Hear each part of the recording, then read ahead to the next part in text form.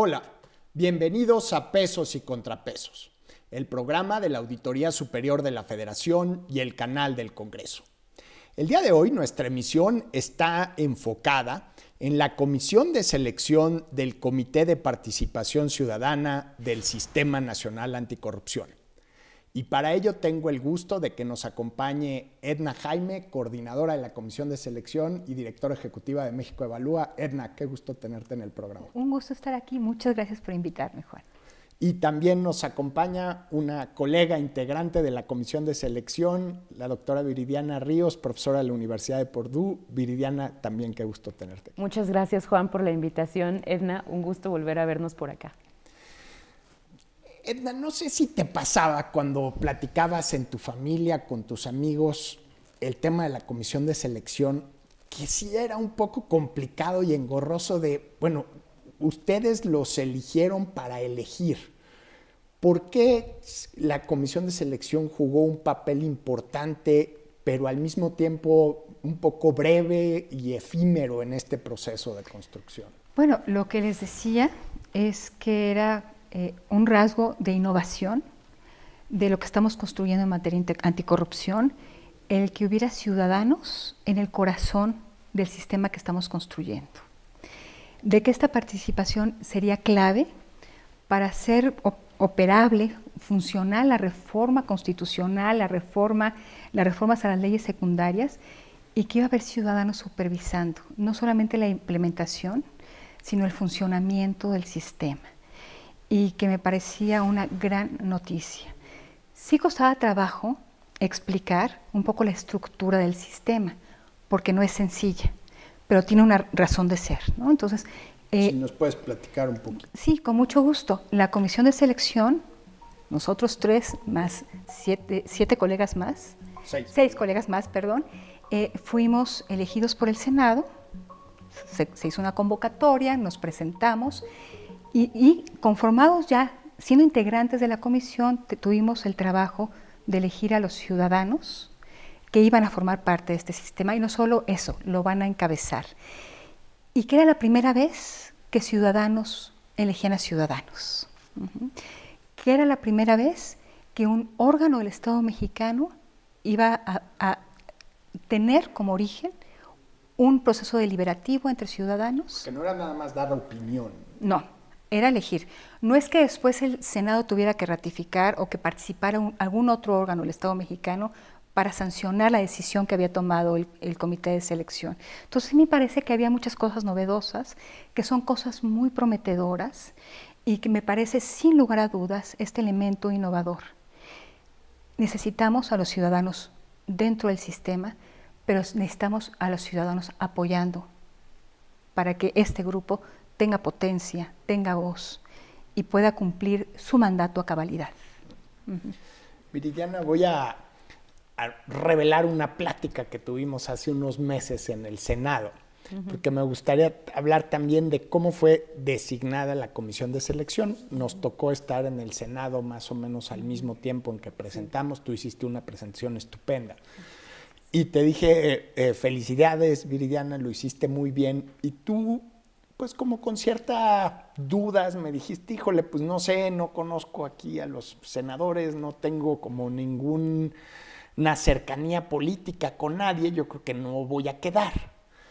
Yo creo que el hecho que tú hubieras quedado fue una muy buena señal, precisamente por eso. Si te pudieras acordar un poco de cómo te sentías esa tarde en que hablaste frente a la tribuna del Senado, y cómo se fue evolucionando en tu proceso de designación como integrante de la comisión.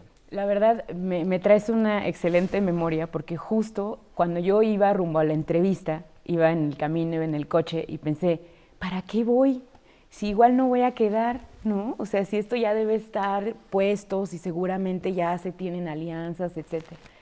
Llegué, hice la comparecencia, te vi a ti, vi además a Edna, vi a gente en la lista de amplísimo reconocimiento. Y de entrada me entusiasmé por eso, pero creo que sí fue una gran señal el hecho de que fuera de a los conocidos, fuera de a los de siempre, se nos haya invitado a nosotros que somos pues parte de la voz de la sociedad civil, y además que haya habido de todo, ¿no? Había gente de sociedad civil, había académicos como Sergio López Ayón, había gente más joven, había gente más vieja, había mujeres, había gente de Jalisco, como por ejemplo Cintia. Creo que sí fue... La presidenta del equivalente del INAI de Jalisco. De Jalisco. Creo que sí fue un proceso que brilló por la forma en la que se llevó a cabo. Y habla muy bien también de, la verdad, del Senado y de las instituciones mexicanas. Aunque yo debería decir que a mí nunca me quedó claro el proceso ni los criterios a partir de los cuales toma una decisión de designarnos como parte de esta comisión. Uh-huh. Fue un poco abrupto todo esto. Creo que le echamos ganas, presentamos nuestro mejor rostro, nuestro mejor expediente, pero no quedó claro. Uh-huh. No hubo, como sí lo tuvimos nosotros en la comisión de selección, criterios preestablecidos, no quedó claro cómo nos evaluaron, ¿no?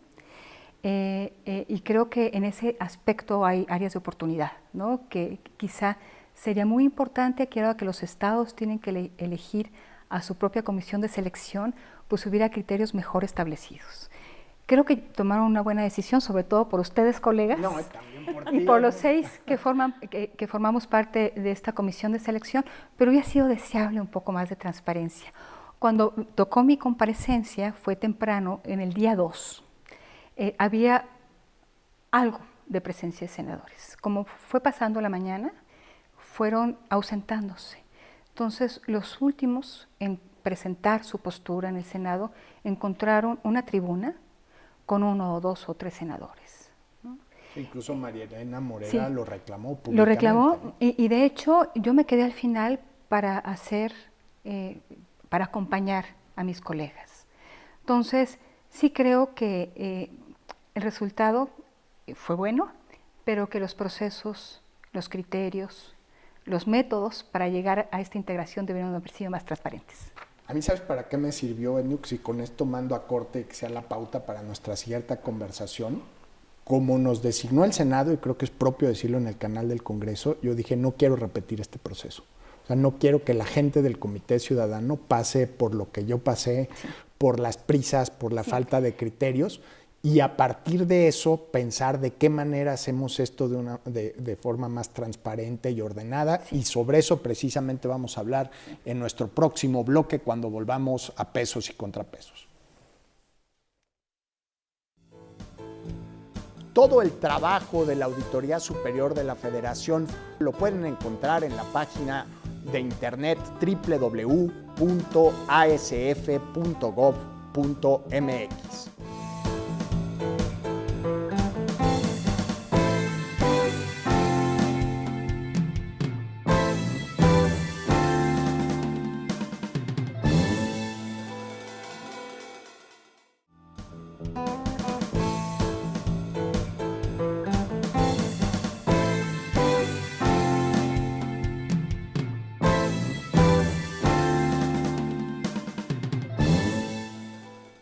Estamos de vuelta en Pesos y Contrapesos platicando sobre la comisión de selección y el proceso de designación de los integrantes del Comité Ciudadano.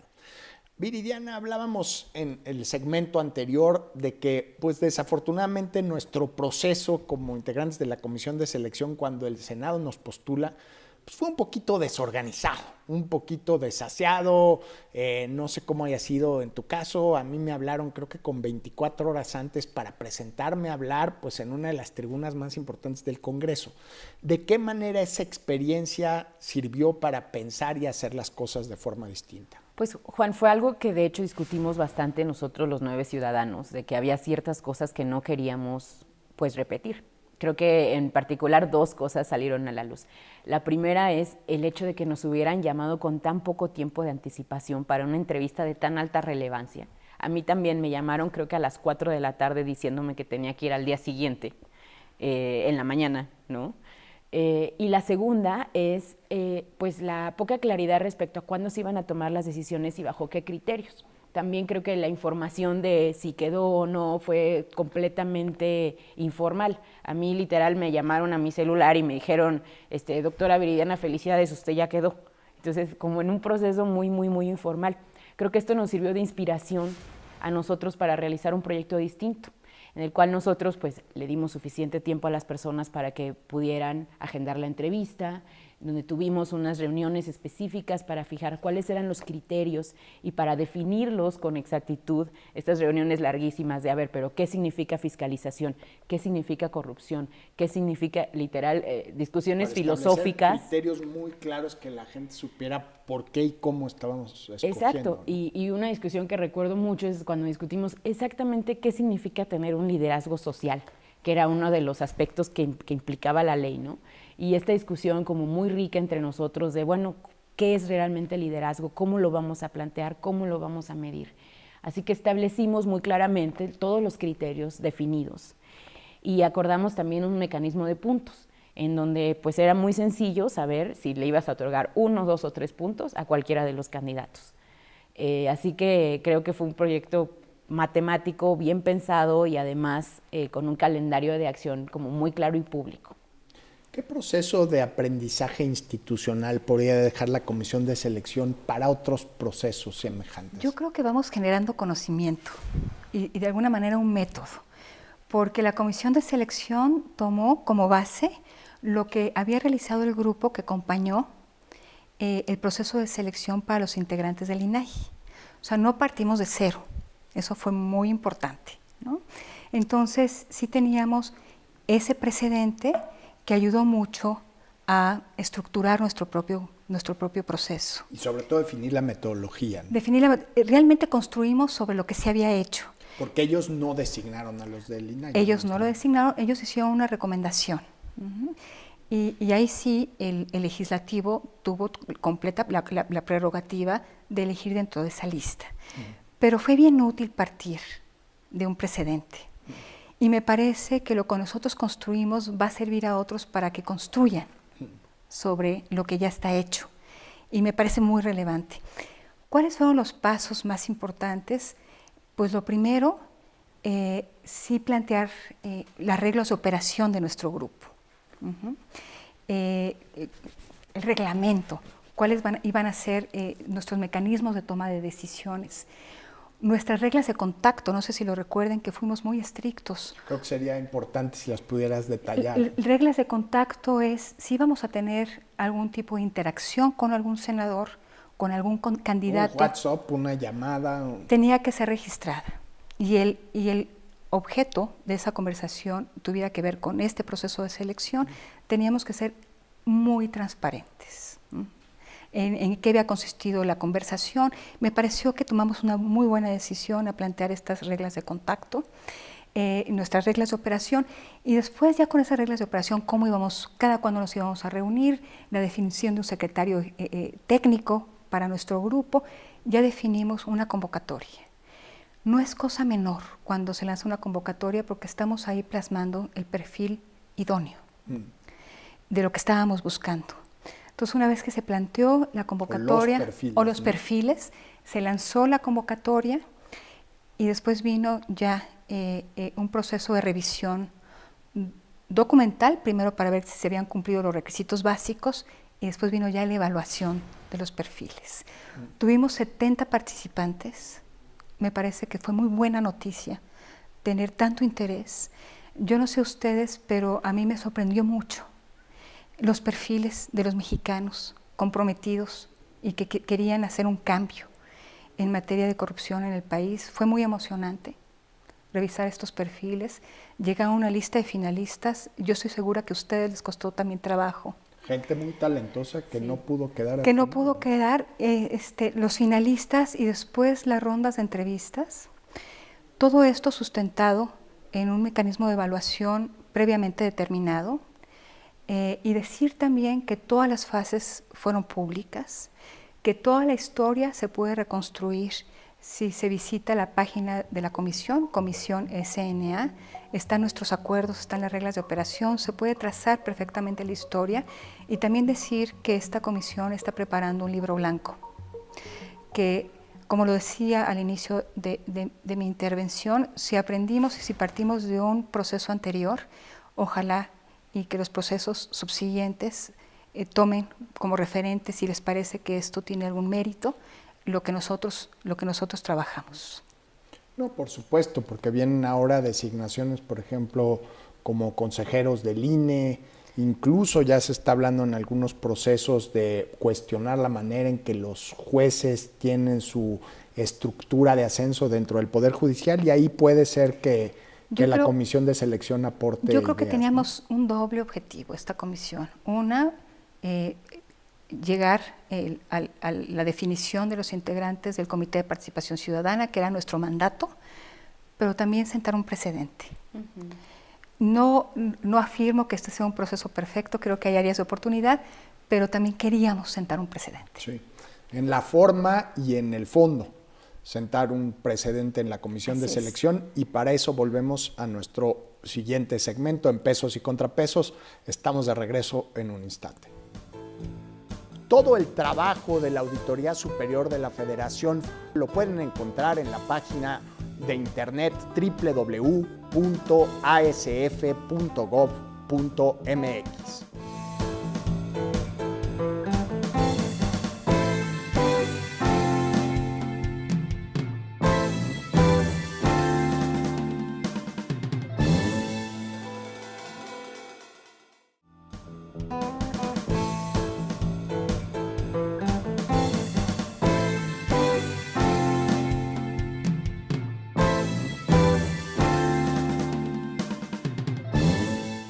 Estamos de vuelta en Pesos y Contrapesos, platicando sobre el proceso de designación del Comité Ciudadano del Sistema Nacional Anticorrupción. Viridiana, si nos puedes platicar tanto de los procesos de entrevista de todos los candidatos que pasaron, digamos, poniéndolo en términos futbolísticos, a las semifinales, claro, y los foros con sociedad civil, que también fue un diálogo y una dinámica muy interesante. Bueno, fue muy duro, para empezar, fue muy duro llegar a la final, porque de estos 70 candidatos había perfiles increíbles, era realmente personas además de todos lados de la República, gente con distintos contadores, abogados, etc. Una vez que llegamos a los que íbamos a entrevistar, que si bien, recuérdenme, eran 20, 17. Eran 17, exactamente. A los 17 que íbamos a entrevistar, realizamos 2 días de entrevistas. Unas de ellas se hicieron en la UNAM, en el Instituto de Investigaciones Jurídicas, y otras se hicieron en el CIDE. Lo que hacíamos era tener una entrevista de 1 hora con cada uno de los candidatos. Y cada uno de los 9 miembros de la comisión de selección tenía la posibilidad de hacerle una pregunta al candidato. El candidato comenzaba con 15 minutos de presentar su caso, de decir su experiencia y las razones por las cuales él contribuiría con el perfil, su perfil contribuiría con el comité de participación. Creo que una parte muy importante y que sería interesante que se replicara en los estados es la idea de a quién seleccionas y con qué criterios. Porque claramente no vas a encontrar a alguien que lo sepa todo. Los criterios son amplísimos. Así que parte de lo que nosotros discutimos y tratamos de implementar es justo, no necesitamos a 5 personas que lo sepan todo, necesitamos a 5 perfiles que sean complementarios. Alguien que sepa de bases de datos, alguien que sepa de leyes, alguien que sepa de indicadores cuantitativos, alguien que tenga conexiones con la sociedad civil, etc. Entonces, buscando justo a estos 5 perfiles, realizamos las entrevistas.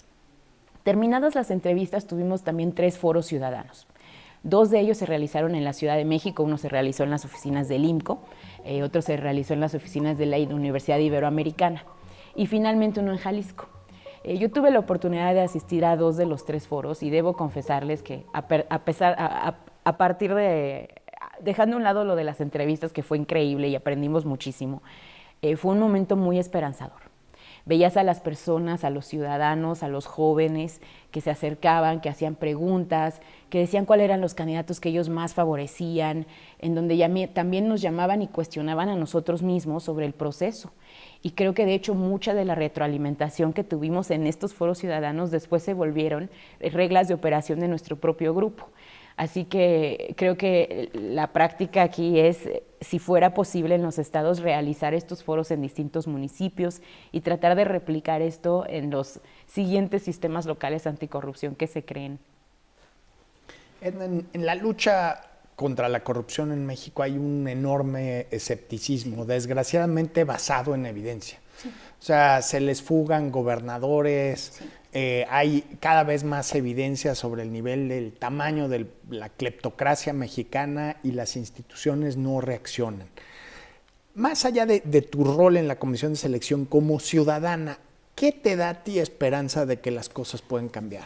Juan, mira, yo cuando estábamos en este proceso de entrevistas con gente tan comprometida y con una gran expectativa sobre los resultados que puede arrojar este sistema, se nos olvidó que el mundo se estaba colapsando. En esos momentos llegó Trump, el gasolinazo, pero nosotros estábamos embebidos en un ambiente de esperanza. Hay mucho escepticismo. Hay quienes dicen que el sistema es tan complejo que va a naufragar en su propia complejidad.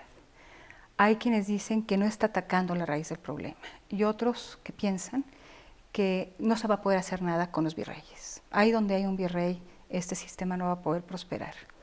Otros más consideran que pecamos de una ingenuidad enorme, que vamos como Quijotes dando nuestra batalla contra los molinos de viento mientras se hacen designaciones al viejo estilo, ¿no?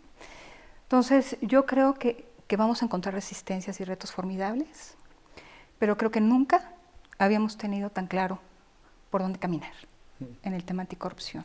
Nunca había estado tan claro que es un problema que merma nuestra confianza, la potencia de la política pública, las posibilidades de desarrollo del país. Ya no es un dato más de nuestra realidad, ya es un problema bien identificado. Eso me parece muy importante. Y por el otro, sí, los retos son formidables, pero nadie planteó nunca que esto iba a ser una tarea fácil. Es desmantelar todo un sistema de privilegios y de complicidades que es autoinmune, que se reproduce y que se retroalimenta. Pero tenemos que empezar en algún momento. Y soy optimista porque creo que llegamos a un buen diseño, porque la participación ciudadana está en el centro y porque tenemos que tener a muchos convencidos. Creo que hay una coalición que antes no existía en este país, que quiere cambiar y que está dispuesto a trabajar por el buen funcionamiento de este sistema. Y lo que nos toca es generar confianza y una buena expectativa para que tengamos un círculo virtuoso que haga que este sistema cuente con el apoyo suficiente de los ciudadanos para vencer todo lo que tenga que vencer en el camino. Y me encanta, Edna, lo que planteas, porque la forma en la cual yo siempre concibo este Sistema Nacional Anticorrupción es como una carrera de relevos, en donde la primera carrera la empezaron ustedes, organizaciones de la sociedad civil, cuando dijeron queremos que se haga una ley. Se aprobó la ley con 630,000 firmas, que era muchísimo más de lo que se esperaba. Tuvimos nosotros nuestra propia parte en la carrera de relevos cuando seleccionamos a la comisión, le acabamos de entregar la estafeta ahora al comité de participación, pero creo que lo más importante es entender que este es un proceso que tiene que continuar y que la participación ciudadana no se acaba con la selección de los 5, ni se deposita simplemente en la selección de los 5 ciudadanos. Completamente de acuerdo. El comité de participación no va a funcionar a menos de que tenga el apoyo ciudadano. Y esto es una cuestión prácticamente legal, porque su principal arma son los exhortos. Se parece mucho a la Comisión de Derechos Humanos.